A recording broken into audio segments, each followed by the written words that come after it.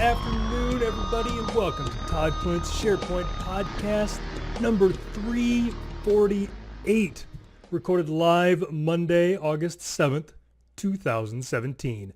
I am your host and all by myself, not sharing any of the glorious attention with anybody this week. This podcast is back to the way the good Lord intended it, just with me. I'm all just you and I, just a very intimate little thing, just you and me this week. I'm Todd Clint. And if you would like to get a hold of me, you can email me, todd@toddclint.com. I'm on Twitter @toddclint, all those other places @toddclint. LinkedIn, you can LinkedIn me. I chat with people on LinkedIn all the time. Happy to chat with you there. All the places @toddclint. I also think I am the only Todd Clint on the internet. So if you just search for Todd Clint, you'll probably find me. By all means, reach out and say hello. Let me know how you're doing. I care. I really do. For production notes, last week's production went pretty well. And part of that was I've revamped some scripts. So producing a podcast is a whole lot of work. Producing a podcast that is both live and recorded is even more work. Producing a podcast that is live video and live audio and recorded video and recorded audio, even more work. And then when you're not very smart, like I'm not very smart, it's just like another multiplier. It's like 10 times harder. So I'm guessing 3-4 years ago, I don't remember exactly when it was, I started scripting as much of the podcast production as I could do. And I knew less about PowerShell back then, as tough as that is to comprehend. And just PowerShell wasn't as easy to use. It's improved since then.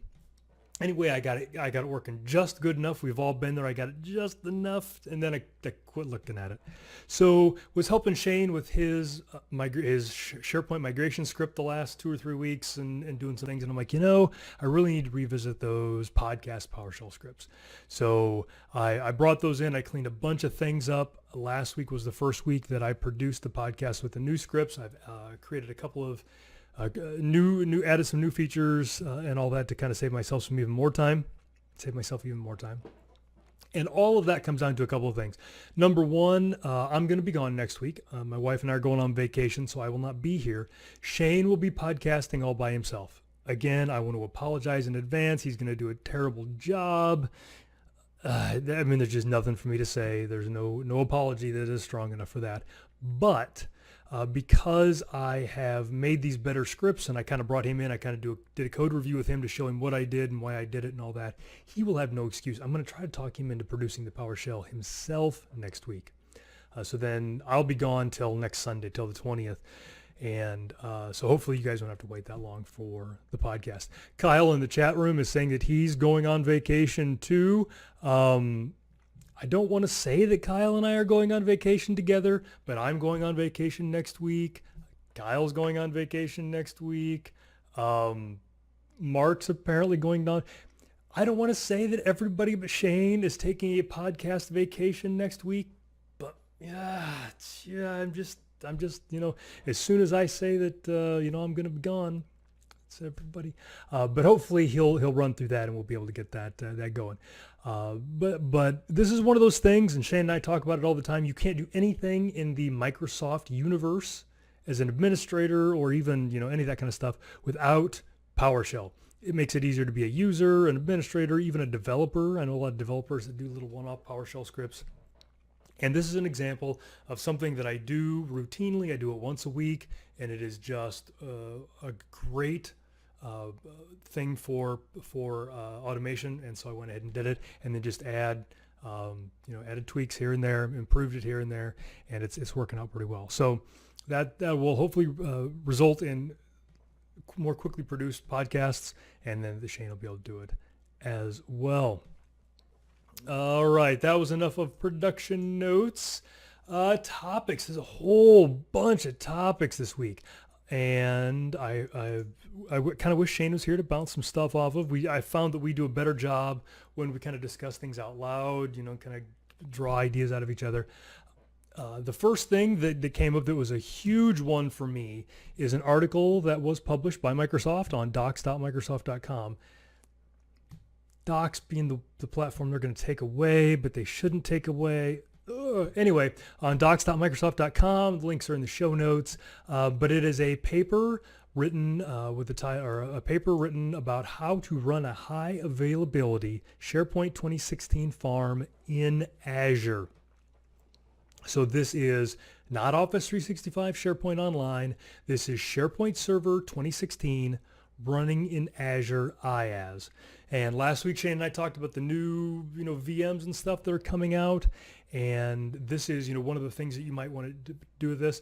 But this article, so one of the great things that Docs does is has at the top, how long it'll take to read. It says this is a 14-minute read. You can't find a better use of 14 minutes of your time, including listening to the next 14 minutes of this podcast. You can't find a better use of your time than reading this document and all the stuff that comes with it. The people that wrote it are all of the rock stars of SharePoint.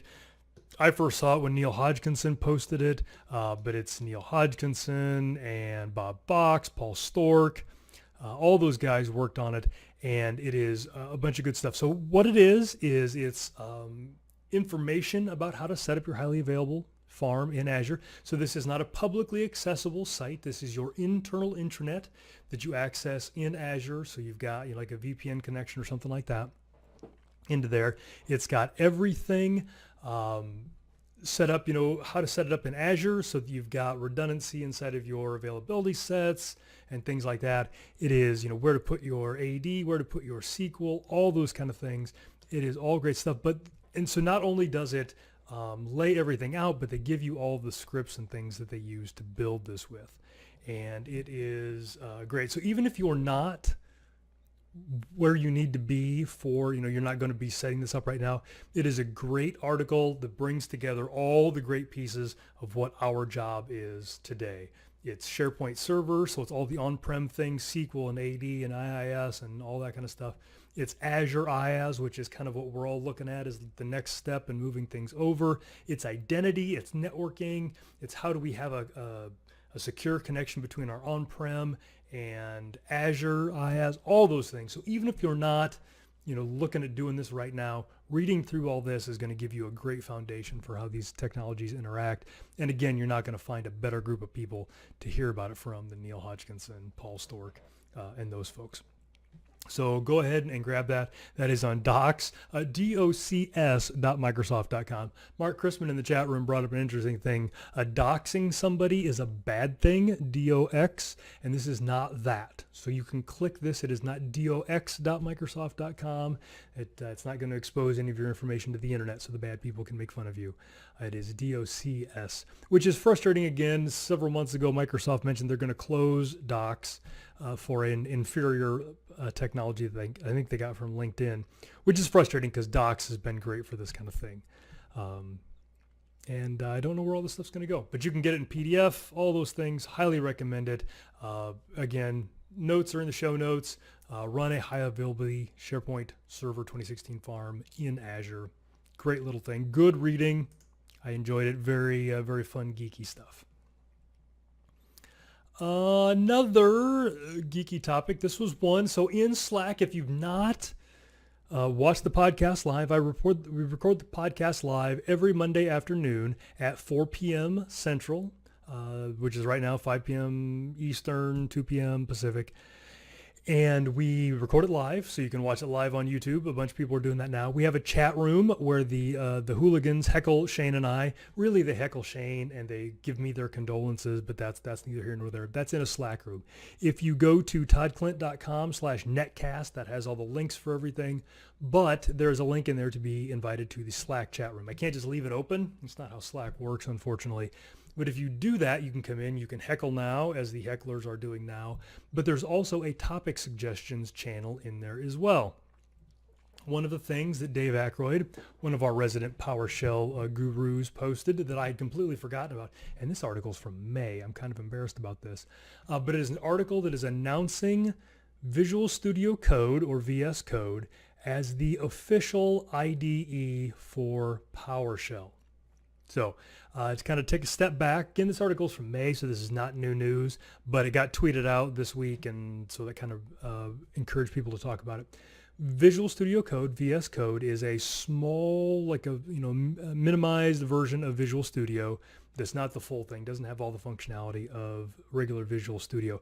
Takes far less than the 3.5 hours to install that Visual Studio takes. It is cross-platform, so VS Code runs on Windows 7, 8, 9, 10, all of them, PowerShell v3 or higher. It runs on any of the Linux platforms that are supported for PowerShell, because remember, PowerShell itself is cross-platform now, and it also runs on Mac OS and OS X. I can never say that. The IDE does, VS Code.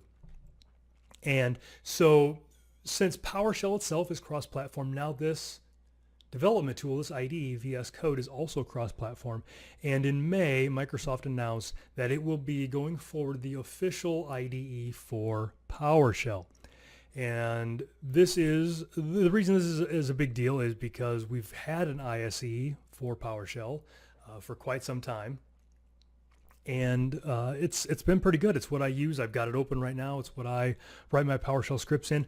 Honestly, I haven't completely embraced. So the PowerShell ISE has been part of PowerShell forever, since V2, I think, I forget. It really didn't become good until a couple of years ago. When they added the transcript was really when I adopted it.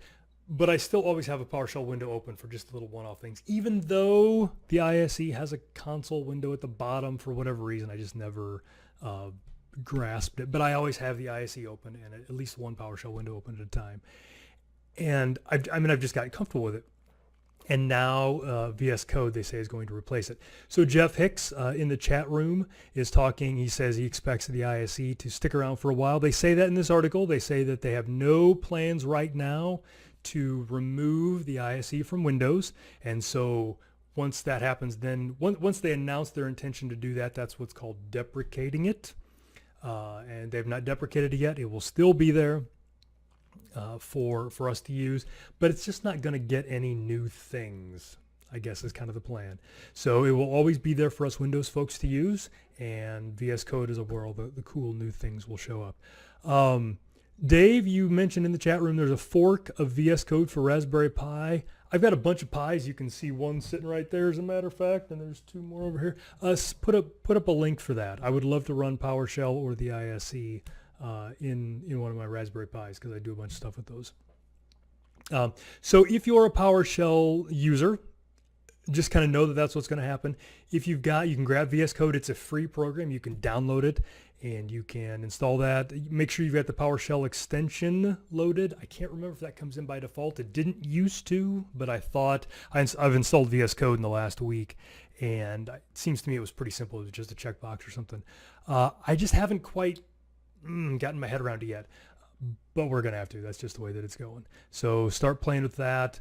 And again, that came from the topic suggestions from Dave Aykroyd. So thanks, Dave, for that. I appreciate that.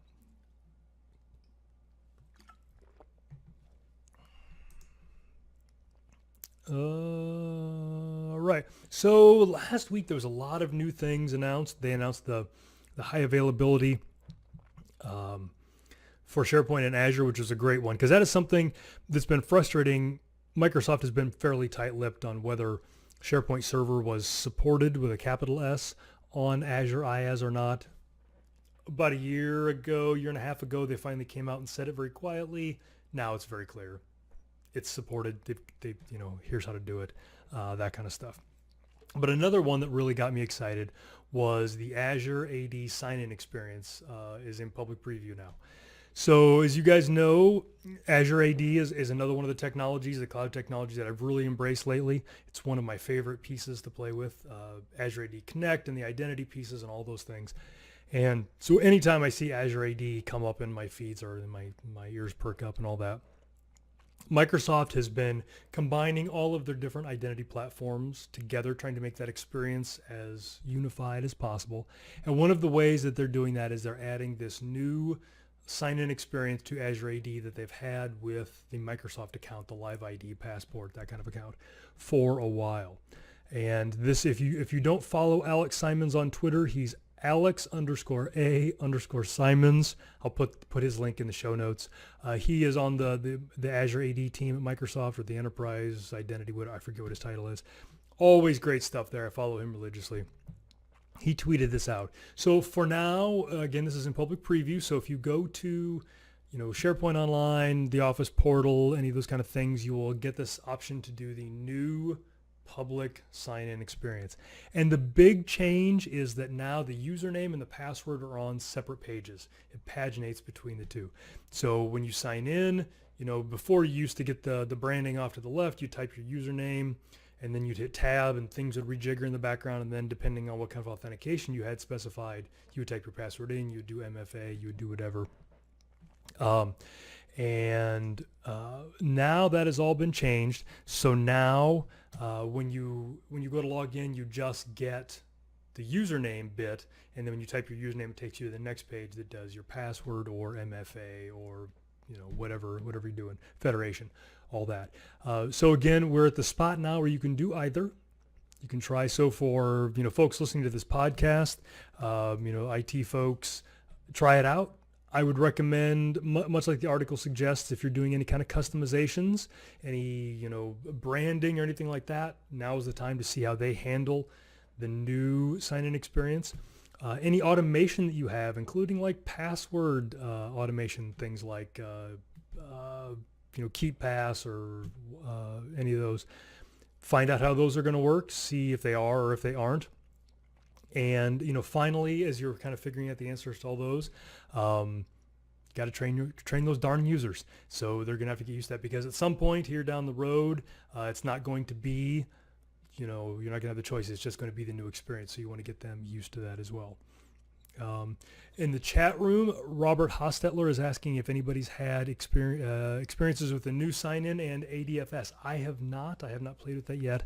That is one of the things that I have on my list of things to test, though, is the pass-through authentication, ADFS, and all that.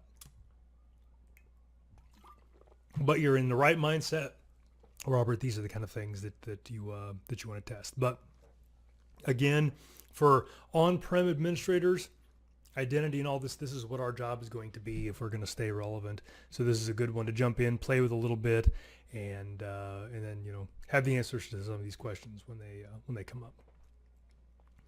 Another article that's like a month and a half old now. It just kept getting bumped. It's like Matt Damon on the Jimmy Kimmel Show.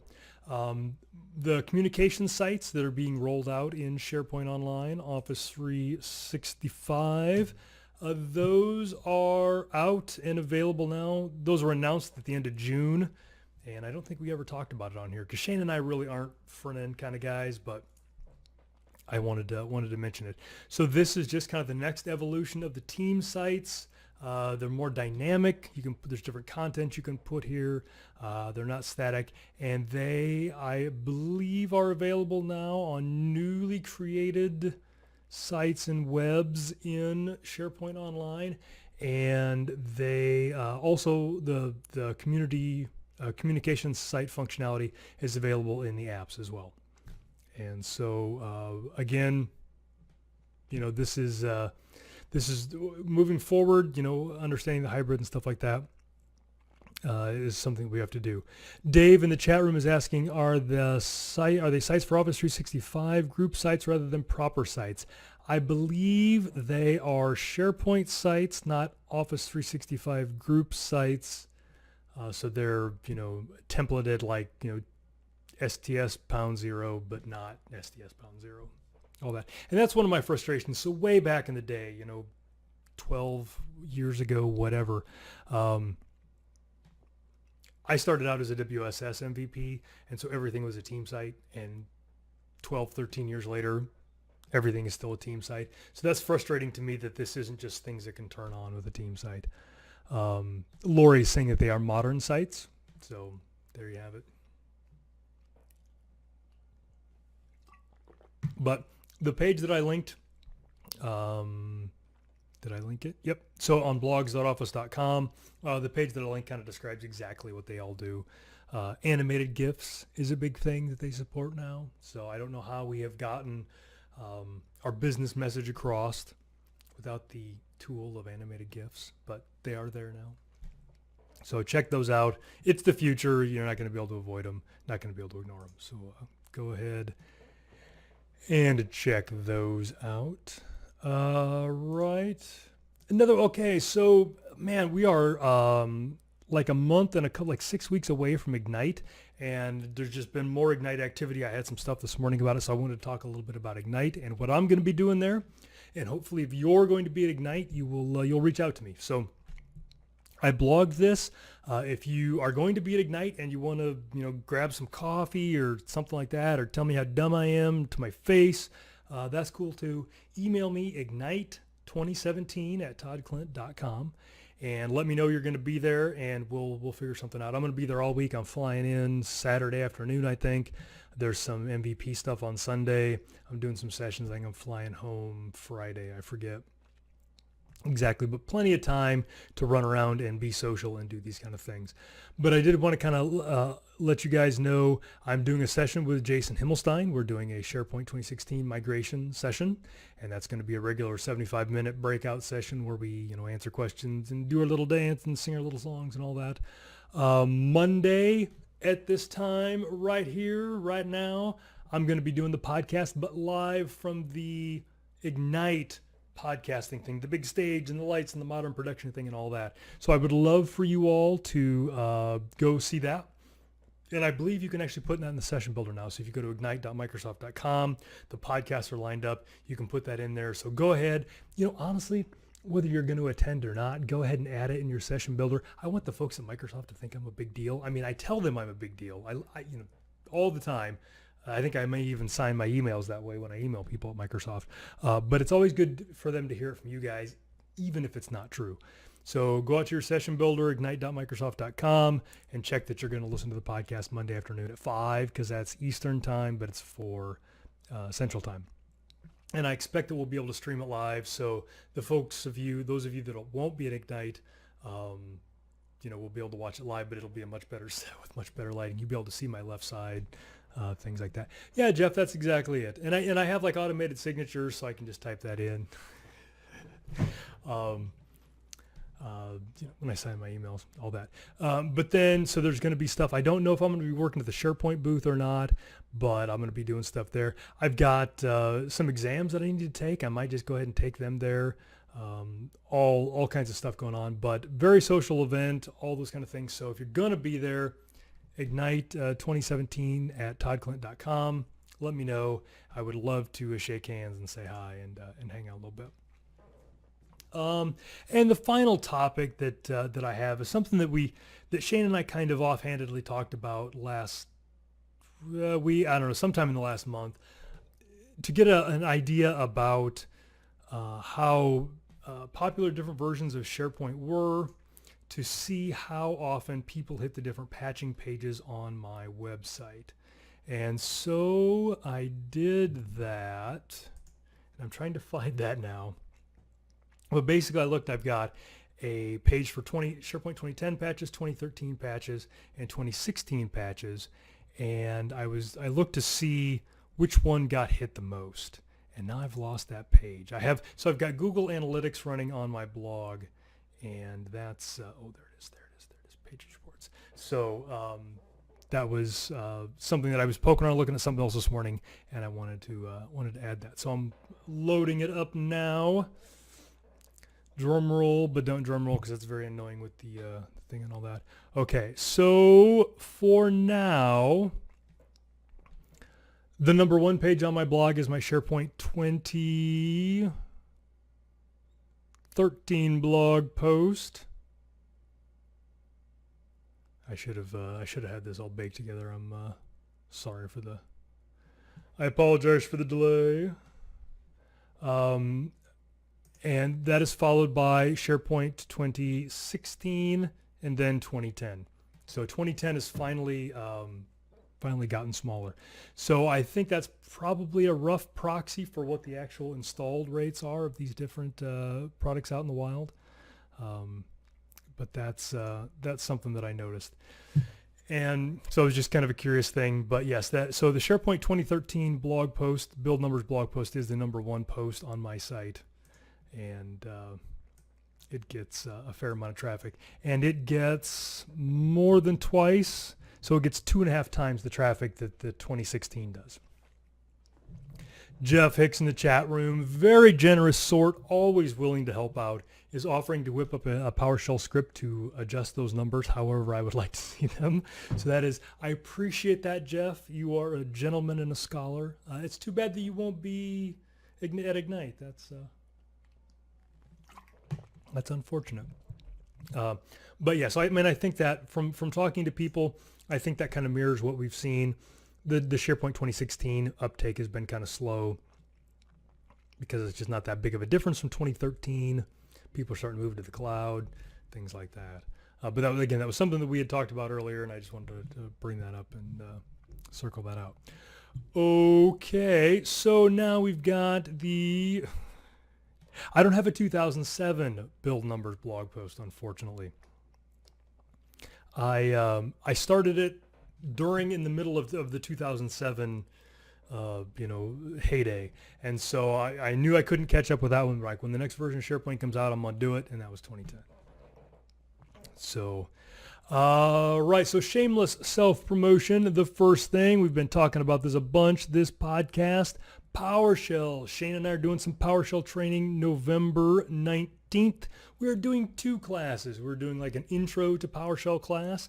That can be yours for $99. That is 1 hour with Shane, and I think, or 75 minutes with Shane. I forget how long each one of those is. But you can get that for $99, and it's an intro to PowerShell. So if you haven't played with PowerShell much, this is a good way to start and just kind of get a grasp, get a good foundation underneath you.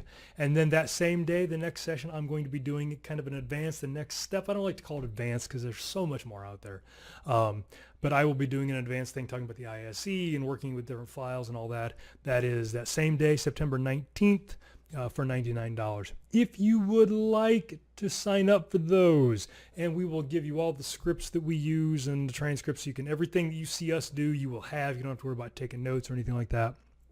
Go to boldzebras.com /PowerShell training. Hit the sign up link there. If you want to take both, go ahead and shoot Shane an email, something like that. We'll work something out. We'll get you moving. We would love to have you, but sign up for that. And some of the stuff, as Shane and I do things like, as I'm working through the podcast producing PowerShell, and Shane was doing the migration stuff. As all that happens, those are the kind of things that filter their way into these sessions. So you get to ask questions about all those. But go ahead and sign up for that. And September 6th through the 9th, I will be in Stockholm, Sweden. Oh my God, that is a month from now. I'm going to be in Sweden. I cannot wait. If you are in Europe and want to go to one of the funnest SharePoint and Exchange and Office 365 conferences there is, the SharePoint Exchange Forum put on by my good friend and fellow MVP, Jorn Huisman. Great one to go to. I've been going to that thing for like 10 years, and it is just a blast. This year, it is on a cruise ship. It is a small cruise ship that goes between Stockholm and Tallinn, Estonia, and the conference takes place on the cruise ship. We did it once. We did it 3 or 4 years ago. We go between Stockholm and Helsinki, and it was great. It was a good time. So sign up for that. If you're interested in that, go to seforum.se, SharePoint Exchange Forum.se, and sign up for that. They take great care of you. Lots of great social events, and you're on a cruise ship, and it's a good time. I will be there. I'm going to be talking about Azure AD. I'm going to be talking about PowerShell, whatever Jorn will let me talk about. I think I'm going to be talking about some upgrade stuff also. So go ahead and sign up for that one. That is a month from now, September 6th through the 9th. So love to see you there. And then a couple of weeks after that, so then the week after that, we've got the PowerShell training. The week after that, we've got Microsoft Ignite. That is the 25th through the 29th. I've already talked about that. Going to be doing some stuff with Jason, just going to be running around. And love to see you there again. Shout out to me, Microsoft Ignite. And then in November, I'm doing the Thrive Conference, which used to be SharePoint Days Slovenia. Still in Slovenia, thank goodness. But they've given it a fancy name, Thrive, so that it can, hang out with Ignite and Impact and Engage and all of these other fun things. That is November 8th and 9th. If you are interested in going to that, go to thriveconf.com. THRIVECONF.com.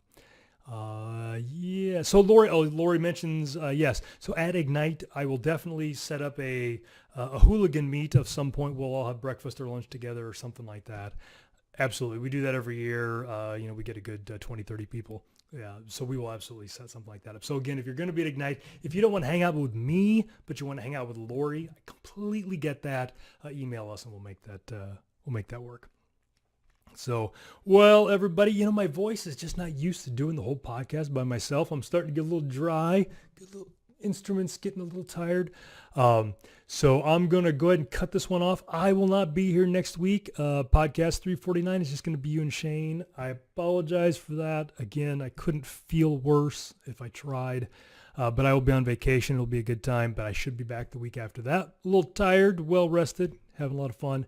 But go easy on Shane next week. He's doing the best he can, folks. Honest he is. And I will see you again in 2 weeks. Thanks a lot.